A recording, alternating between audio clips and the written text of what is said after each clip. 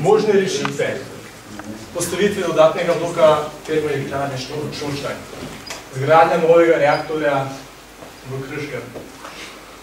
Izraba solarne energije, vetrne energije, izgradnja hidroelektrarne, izgradnja bioplina, sežigalnih odpadkov. Začnemo kar slabostmi. Postavitve dodatnega bloka Šoštanj. Sigurno precej trajna zadeva, izpusti bo kar veliki. Zdaj tudi za okolje, segrevanje vode pa vse to, bo tudi sigurno bolje vpliv tudi na okolje. Zgradnja novega reaktorja v Krškem. Sigurno, če bomo zgradili, recimo v Sloveniji še en reaktor, bo treba podoviti svoje energije dati Hrvaški, ali bo treba nekako se to sporazumeti, kako bo. Odpadki še vedno ostajajo v Sloveniji. To je tudi velik problem, če občina dovoli, da se tam skladišči odpadki ali ne. Izraba solarne energije. Slovenija niti nima toliko sončnih dni, niti ta solarna energija v bistvu niti nima toliko izkoristka. Dejansko je tam ne 70%, čeprav oglašuje tam 25-30%. Ni iz leti bo to precej manj. Vetrna energija, to bi še šlo. Bi se dalo, sam potrebno pa spet postojan veter, ki bo vsaj 10 metrov na sekundo pihal skozi. Zdaj, ko vidimo, da je tam v Vipavski dolini take burje 180 km/h, to je vse sesulo, vse se nišlo. Izgradnja hidroelektrarne, s tem oviramo ekosistema. Recimo, en tak velik problem je bil v Ohridu, ko so zgradili en tak jez pred jezero in pastrka, ki je zelo znana v Ohridu, ni mogla več po naravni poti iti v jezero, se mresti pa nazaj, ampak je ostala kar zaprta in s tem je bil ta ekosistem uničen. Izgradnja bioplinar, to se mi zdi, da je ena najbolj možnih rešitev v Sloveniji. Bioplin je zmes različnih plinov in primesi. Dobimo ga pri procesu razgradnje organskih snovi. Se pravi, bioplin dejansko dobimo od vsega, kar je od vseh biomas. Da dobimo bioplin, je potrebno, da v obdobju 24 ur brez prekinitve zagotovljena temperatura najmanj 55 stopinj in da je čas hidravličnega zadrževanja v reaktorju najmanj 20 dni. To zanimivo primerjavo smo najdel pri enem podjetju. Eno govedo lahko v enem dnevu proizvede dovolj gnoja za generiranje 3 kWh elektrike. Za enodnevno napajanje 100-vatne žarnice. Zdaj odvisno, če imamo pa še varčnih žarnic, sigurno bo še več. In to je samo za en dan. Glede na to, da tudi imamo žarnice cel dan žganja. Spet ugašamo, to spet...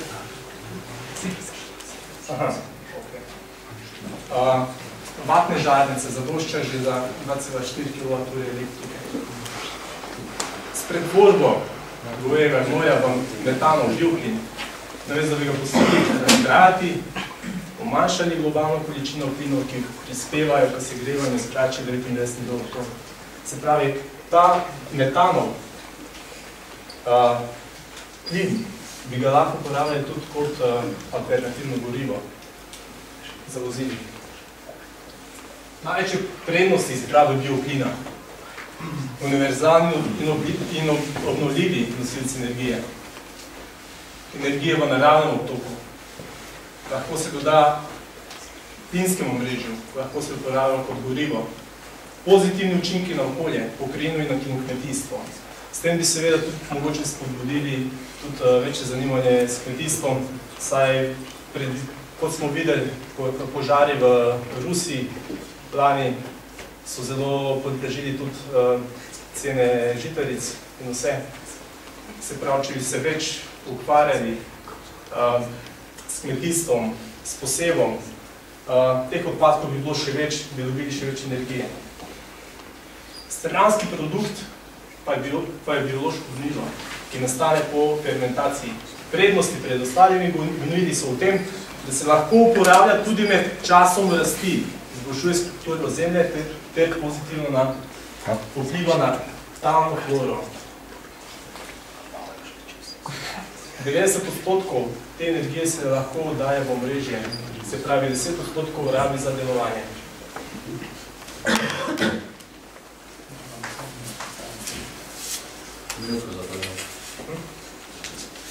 Tukaj imamo tudi sestavo, kaj bi dobili od teh razgradljivih materijalov.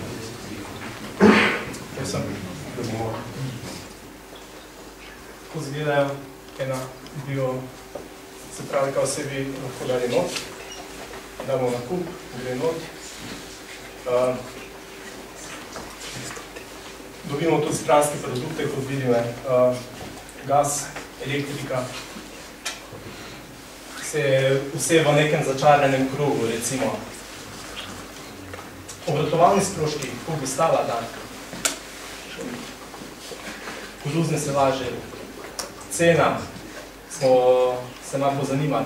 Možni prihodki, s tem bi lahko tudi zaslužili, ne sam zapravljali.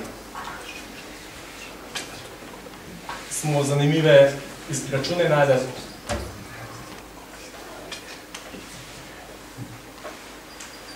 Profitabilnost. Povratna doba celotne investicije 700 tisoč evrov, pa milijon, odvisno od sedaj sestave, stavnih delov. Povratna doba za celotno investicijo je bila okoli 10 let.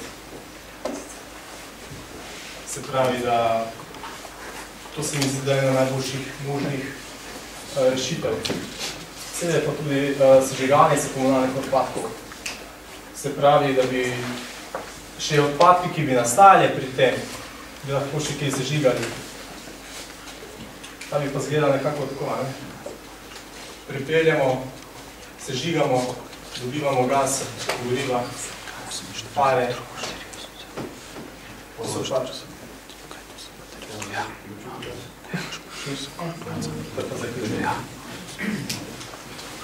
Jaz bi sam še nekaj nekako pripomnil. To je bil primer za kmetijsko elektrarno na bioplin. Mi smo imeli pač, da bi razširili varianto, da bi to postavili na odlagališče za smeti, ker bi te bioodpadke, ki so zdaj že klasirani posebej, vozili pač to elektrarno in bi bile večje elektrarne v večjih mestih in bi pač s tem pridobili tudi več energije. Zraven bi imeli pa še sežigalnice za pač ostale mešane komunalne odpadke in bi prav tako dobili električno energijo, iz obečne toplote bi pa v sistem pa za toplo vodo pa ogrevanje. Tako to.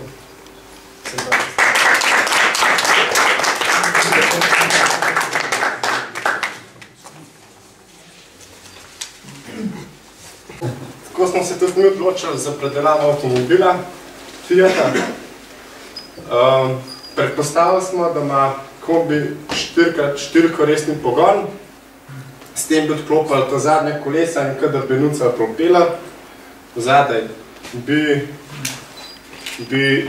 vklopili 4-kolesen pogon in bi se odzad propela zavrtel. S tem smo rešili problem dodatnega motorja, ki se nam ni zdel rešitev, ki imamo pa še ena stvar več za vzdrževati. Zdaj, da bi vozilo plavalo na vod, smo uporabili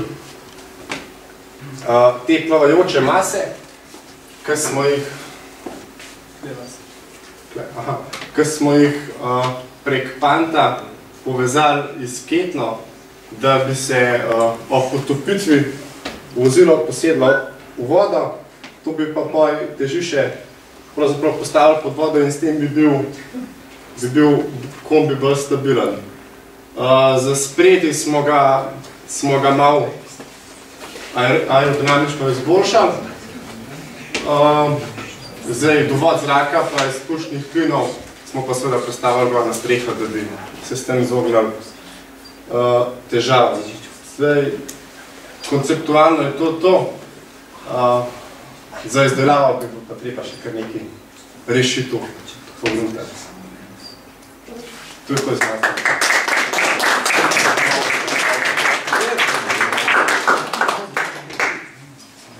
Vprašanje? Ja, vprašanje. Me zanima pri samih teh mesečnih elektranah, predlagate, če bi to zadoščalo za pokrivanje rasti porabe energije v Sloveniji. Jaz sem imel v zadnjih 10 letih rast približno 10% porabe. In če mogoče predlagate še drugi vir, koliko plinske elektrarne ne bi zadoščale. Pa kakšno računate nek tržni delež, del proizvodne energije bi odpadil na te elektrarne? Ja, glavnino smo mislili pokriti z bioelektrarnami. Zato, kad moramo priznati, to je zelen vir energije.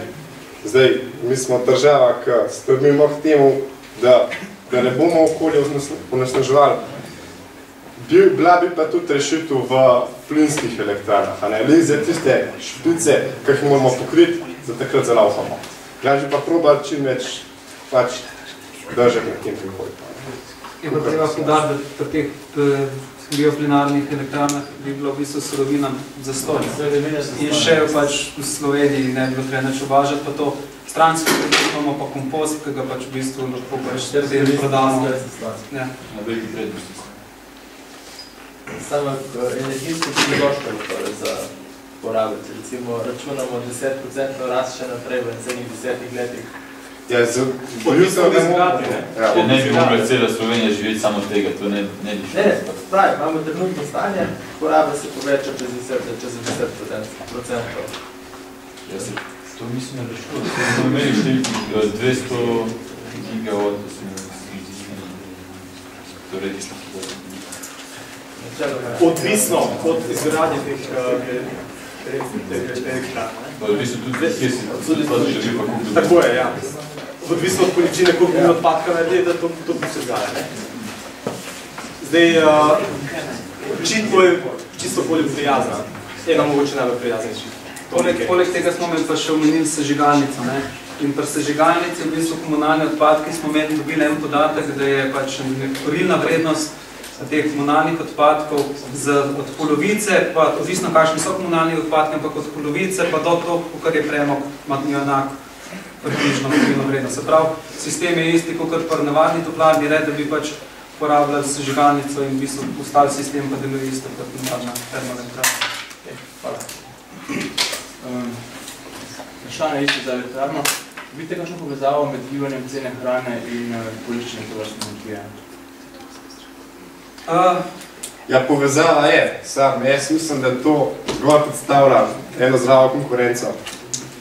Zdaj, videti moramo, da cene hrane, ali pa saj surovin, niso na taki ravni, ki bi mogli biti. Zdaj, kmetijstvo je zelo slabem položaju in bi s tem mogoče ustvarjalo eno klimo, ki bi dvignila vse skupaj na tako raven, ki bi se mogli postaviti. To jaz mislim, da je bolj zdrava konkurenca, kakor grožnja hrana. To je nek takšni dol, ker če cene grejo preveč dol, pa verjetno bi lahko uporabili tiste, v bistvu užitna strana za tiste elektrarne nekaj. Samo vprašam. Jaz imam pa vprašanje glede tega avtomobila. Tele opažam plovnost tega avtomobila s telem minimalnim plovcem. Se vam zdi, da je to zadostna? Glede na to, da bi celo vozilo s potniki vagalo več kot 2 tone, ker pa telih plovcev ne vidim ravno primerno količino. Smo tudi dodali v bistvu gospodaj polisiren pa plastiko, da je tudi... Ja, zdaj to pa je konceptno, ne vozilo. Nismo še kakšnih izračunov delali. Verjetno bi bilo treba povečati, zdaj treba priznati, tele mase, kako bi plovilo držala gor, drugače pa so pa še rešitve. Lahko bi popolno dali styropol ali pa kakšno drugo plovno maso, ki bi držala plovilo na tlaka. S tem bi pa v enem avto bolj visoko... Bi bilo pa to slabi zaradi težišča, tako je. Še kakšno vprašanje? Časa?